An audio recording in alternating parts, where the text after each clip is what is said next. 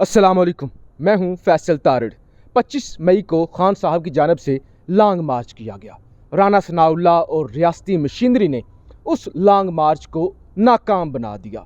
जुल्म सितम की इंतहा की गई।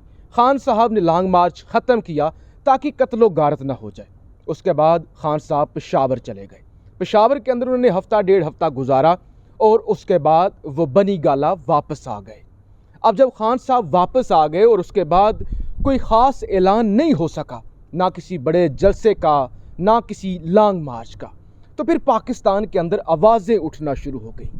जो इम्पोर्टेड के हामी सहाफ़ी हैं, जो ज़ाहिर एक प्रोपेगेंडा करते हैं, उन्होंने कहा था कि कहानी ख़त्म हो गई, बात ही ख़त्म हो गई, अब नहीं होगा लॉन्ग मार्च, यही होना था, खान नहीं आने वाला, खान की कहानी ही ख़त्म हो गई है, खान का बयानिया ही दम तोड़ चुका है। अब इलेक्शन तो होंगे नहीं, हुकूमत अपनी मुद्दत पूरी करेगी और इस इम्पोर्टेड बदमाशा के एतमाद में भी इजाफा हो गया।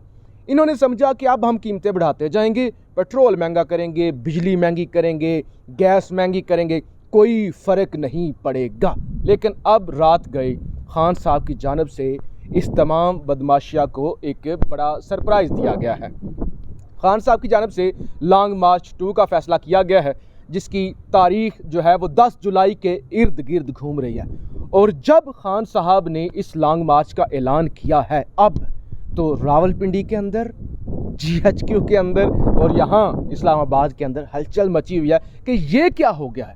क्योंकि खान साहब ने जो पीछे तमाम गलतियाँ की थी, उन गलतियों से खान साहब ने सीखा है, मजबूत इत्तेहाद किया है, मजबूत इत्तेहादी तैयार किए हैं, और ऊपर से जितनी महंगाई हो चुकी है, तो वो लोग जो इस एहतजाज के अंदर शायद शिरकत ना करते, वो भी एहतजाज करने पर मजबूर हो गए। मेरे साथ वसीम मलिक साहब मौजूद हैं। ये सुप्रीम कोर्ट के अंदर रिपोर्टिंग करती हैं अब तक टीवी के लिए। अब तक टीवी चैनल है, पाकिस्तान का एक बड़ा चैनल है। इनसे हम जानेंगे कि ये कितना ज़्यादा प्रेशर बन रहा है इस वक्त मुख्तदर हलकों पर, इस इम्पोर्टेड सरकार पर, और खान का ये अचानक कितना बड़ा सरप्राइज़ है कि गैदरिंग करके, स्ट्रेंथ इकट्ठी करके, इत्तेहाद करके मजलिस वहदतुल मुस्लिमीन के साथ, मौलाना शरानी साहब के साथ, दीगर उलमा इकराम के साथ, काफ लीग के साथ और दीगर धड़ों के साथ, और फिर जैसे वो कहते हैं कि गर्म लोहे पर थोड़ा मारना, कि महंगाई ऑलरेडी इतनी ज़्यादा हो गई है, लोग पहले ही तंग हैं, अभी पेट्रोलियम मसनूआत के अंदर मज़ीद इजाफा होना है। तो इसको क्या आप कैसे लेते हैं? सबसे पहले तो first of all thank you for having me. जहाँ तक बात है कि इमरान खान साहब जो हैं, क्या वो लॉन्ग मार्च करेंगे, कब करेंगे, तो तार साहब देखें, इमरान खान का जो एक सियासत का तरीक़ाकार है, जो सियासत का स्टाइल है, अगर वो लॉन्ग मार्च नहीं करेंगे तो वो क्या करेंगे। हमेशा से ही एग्रेसिव तो तरीके से, हमेशा से ही फ्रंट फुट पर आकर खेलते रहे हैं। और जहाँ तक बात है, मैं अक्सर, कल भी हमारी बात हो रही थी तो मैं उन्हें नाम देता हूँ, जो हमारी सहाफ़ती बदरूहें हैं, वो तो प्रोपेगेंडा करेंगी। ये सहाफ़ती बदरूहें आले शरीफिया और आले जरदारी के जो घरों हैं, वहाँ पर ये घूमती शूमती रहती हैं। अब जहाँ तक बात है कि इमरान खान साहब देखें, जल्दी पे तेल तो वो फेंक रहे हैं कि जो जिस तरह जितनी भी हुकूमत ये चलनी है, पेट्रोल की कीमतें हो गई हैं, उसके अलावा महंगाई का जो एक बहुत बड़ा तूफ़ान आना है, तो इमरान खान ने इससे फ़ायदा उठाना है। इमरान खान साहब चुप नहीं रह सकते। जहाँ तक बात रही कि इमरान खान का बयानिया, इमरान खान का वो 25 मई वाला लॉन्ग मार्च, आपको याद होगा 9 अप्रैल को तहरीक-ए-एतमाद कामयाब होती है और 10 अप्रैल को खान साहब ने पहला जो एहतजाज की कॉल की, सिर्फ ऐलान किया कि आपने बाहर निकलना है। और जिस तरह पूरे पाकिस्तान से, पूरे पाकिस्तान के हर एक शहर से, हर एक देहात से, वहाँ जहाँ कोई सोच नहीं सकता था, जब लोग बाहर निकले तो उसके बाद फिर कहा गया कि असेसमेंट गलत हो गई। लोगों ने असेसमेंट गलत की थी क्योंकि पहले ही वज़ीर आज़म थे जिन्हें निकालने के बाद आवाम को गुस्सा था। अब रही बात यह कि 25 मई वाला लॉन्ग मार्च, मकबूजा कश्मीर जैसे हालात आप पंजाब में बना दें, उसके बाद आप कहें कि इमरान खान के साथ कौम नहीं निकली। जिस तरह रियासती जबर, तशद्दुद, बर्बरियत की गई 25 मई और उससे पहले 2-3 दिन पहले, जिस तरह लोगों के घरों में चादर और चार दीवारी का तकद्दुस पामाल किया गया, जिस तरह राना सनाउल्लाह साहब ने दहशत गर्दी की और उसके बाद चैलेंज करते रहे कि आके दिखाएं, और ये भी इजाफा कर दें जैसे रेंजर ने शैलिंग की। बिल्कुल, ये बदकिस्मती थी हमारी कि जो हमारे निहत्ते पाकिस्तान तहरीक इंसाफ के सपोर्टर्स हैं ना, वो क्या यहाँ पर कोई कब्जा करने आ रहे हैं? वो क्या करने आ रहे हैं? एहतजाज का हक आपका आईने पाकिस्तान हर शहरी को देता है। उसके बाद अगर एहतजाज ना करने देना और उसके उसके बाद इमरान खान का यहाँ से 26 मई को चले जाना वो सिर्फ इसी वजह से गए कि कोई तसादुम ना हो जाए और यहाँ पर मुल्की हालात ही ख़राब ना हो जाए। उसके बाद उन्होंने 6 दिन की कहा कि 6 दिन के बाद वो करेंगे लॉन्ग मार्च का ऐलान। मगर अब ये सूरत हाल है कि मुझे ये बताएं, ये जो हुकूमत चल रही है, हमें पाकिस्तानियों को तो ये चाहिए कि बगैर किसी की कॉल दिए हुए, सियासी वाबस्तगी के बगैर, मुझे ये बताएं कि कौन है वो बंदा जो 100 रुपये से ज़्यादा आपने डीजल की कीमत बढ़ा दी, 84 रुपये से ज़्यादा आपने पेट्रोल की कीमत बढ़ा दी, उसके बाद डॉलर की ऊंची उड़ान और 214 रुपये 214 से ऊपर। जब ये ट्रिकल डाउन होगा, जब ये महंगाई एक आम बंदे तक पहुंचेगी तो वो किस तरह, तो क्या यहाँ पर इमरान खान हो, कोई भी हो, उन्हें बुलाने की ज़रूरत होगी? तो क्या आम बंदा सर्वाइव कर सकता है यहाँ पर? तो मुझे नहीं ख्याल कि इमरान खान को ज़रूरत है। हम पाकिस्तानियों को खुद ही लोगों को बाहर निकलना चाहिए। अगर वो अफोर्ड कर सकते हैं तो कोई मसला नहीं है। देखें, क्या कहा जाता है कि मुश्किल फ़ैसले, और भाई आपने फिर हुकूमत ली ही क्यों थी? मुझे ये बताएं कि ये सारा ड्रामा रचाया गया, अदम एतमाद की गई, इमरान खान का बयानिया साजिश थी नहीं थी ये अलग डिबेट है, मगर उस साजिश को अवाम ने बाय तो किया ना। अवाम बाहर निकली कि पॉलिटिकल इंजीनियरिंग करके आप लोगों को हुकूमतें एक आती है, दूसरी चली जाती है, तो लोगों में गुस्सा है। कल हम यहाँ F9 पार्क में मौजूद थे, बच्चे की ज़ुबान पर न्यूट्रल्स के अल्फाज हैं, बच्चे की ज़ुबान पर। जब ये बड़े होंगे, अगले 1 दहाई 2 दहाई 3 दहाइयों की सियासत में ये देख रहा हूँ कि जब ये बड़े होंगे तो इनका इदारों के ऊपर जान देते थे आज से कुछ अर्सा पहले।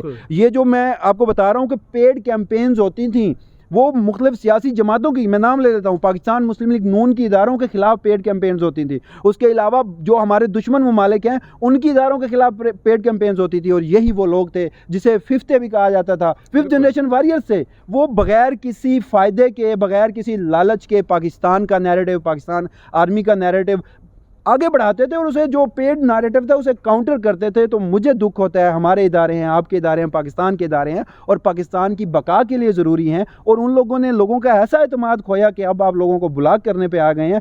तो अब मान लेना गलती हो गई है, या तो फिर जो आप लाए हैं वो आवाम को कुछ इस तरह का रिलीफ दें। अगर यही काम करना था तो फिर क्या, अभी भी लाहौर के ये हालात हैं कि यहाँ वहाँ पर हर सूरत ये लाजिम करार दिया गया है कि हमज़ा की हुकूमत चलनी है। हाई कोर्ट के जो फैसले हैं वो तब तक नहीं आएंगे जब तक ज़मनी इंतखाबात नहीं होंगे पंजाब के 20 हलकों में, और ज़मनी इंतखाबात के लिए जो पॉलिटिकल इंजीनियरिंग की जा रही है, तो उस हवाले से क्या मतलब ये हो क्या रहा है, तो इस हवाले से सोचना चाहिए। और इमरान खान आएंगे, इमरान खान ज़रूर आएंगे, और वो फ्रंट फुट पर और हमेशा अग्रेसिव खेलते हैं, तो लॉन्ग मार्च एक और होगा।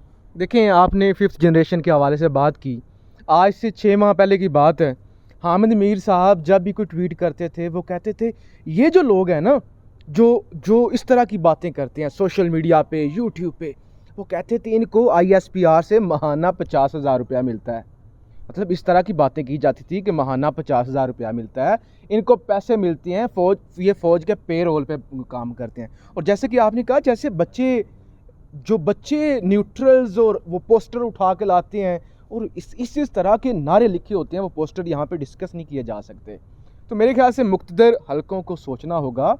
देखिए, कोई भी चीफ हो, कोई कुछ शख्सियात होती हैं ना, उनकी पसंद या नापसंद होती है, शख्सियात ने तो चले जाना है, कितने चीफ्स आए हैं, कितने चले गए हैं, लेकिन अदारे ने हमेशा रहना होता है। और इस वक्त जिस तरह के हालात बन रहे हैं ना, देखिए हम तो नहीं चाहते, हम तो ज़ाहिर है पाकिस्तान के साथ लॉयल हैं, पाकिस्तान से मोहब्बत करते हैं, हमारे कौन से यहाँ पे स्विस बैंकों के अंदर पैसे पड़े हुए हैं, यहीं पे रहना है। लेकिन अदारे की इमेज जो है वो स्टेक पे लगी हुई है, और अदारे को सोचना होगा कि इस वक्त उन्होंने ये जो बदनामी का टोकरा उठाया हुआ है इसको कैसे दूर फेंकना है और मुल्क को बचाना है, क्योंकि मुल्क तेज़ी से डिफ़ॉल्ट की तरफ जा रहा है। रिज़र्व, जैसे ही डॉलर का रेट बढ़ता है तो रिज़र्व आपके कम होना शुरू हो जाते हैं, तो आपके रिज़र्व तेज़ी से कम हो रहे हैं। क्या कहेंगे, आखिरी रिमार्क्स क्या हैं आपके, फाइनल रिमार्क्स? जहाँ तक देखें हमने ये जो बात की इदारों पे, बड़ी तकलीफ़ से ये बात करनी पड़ रही है। और यहाँ पर ये भी कहा जाता है, कितनी आसानी से हम लोग कह देते हैं, हम कह देते हैं कि पाकिस्तान डिफ़ॉल्ट की तरफ जा रहा है, हम कितनी आसानी से कह देते हैं कि पाकिस्तान श्रीलंका की वो सिचुएशन होती जा रही है जो श्रीलंका की है। मतलब कि यार आपकी रूह तक, किसी की रूह तक नहीं कांपती कि आपने मुल्क को इस नहज तक ला खड़ा कर दिया सिर्फ एक ज़ाती अनाद, ज़िद, बुक्स की खातिर। और अभी भी आप लोग अपनी गलती सुधारने पर नहीं। इलेक्शन हो जाए ना, अवाम जिसे मैंडेट देते हैं वो हुकूमत करने आए, अवाम जिसे मैंडेट देते हैं वो आके फैसले करे।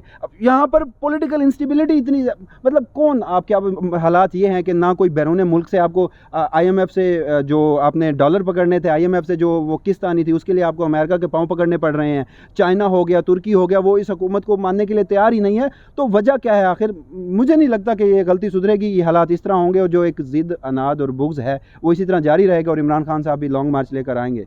तो फिर देखते हैं हालात क्या होते हैं। जी बहुत शुक्रिया। मैं समझता हूँ सारी कौम को निकलना होगा। देखें जो हमारे बड़े हैं, बड़े रहनुमा हैं, बड़े सियासतदान हैं, कोई बेल्जियम चला जाएगा, कोई सऊदी अरब चला जाएगा, कोई अमेरिका चले जाएगा, कोई लंदन चला जाएगा। हमने इसी मुल्क के अंदर रहना है, इस मुल्क के कर्जे उतारने हैं, इस मुल्क के अंदर जलील होना है। लिहाजा हमने इस मुल्क को बचाना है और हमें किसी खान के लिए, किसी पीपल्स पार्टी के लिए, किसी पीटीआई के लिए नहीं निकलना। हमें तो अपने मुल्क को बचाना है, चाहे कोई सहाफ़ी हो, चाहे कोई जर्नैल हो, चाहे कोई डॉक्टर हो। अपनी राय का इजहार ज़रूर कीजिएगा। पाकिस्तान जिंदाबाद।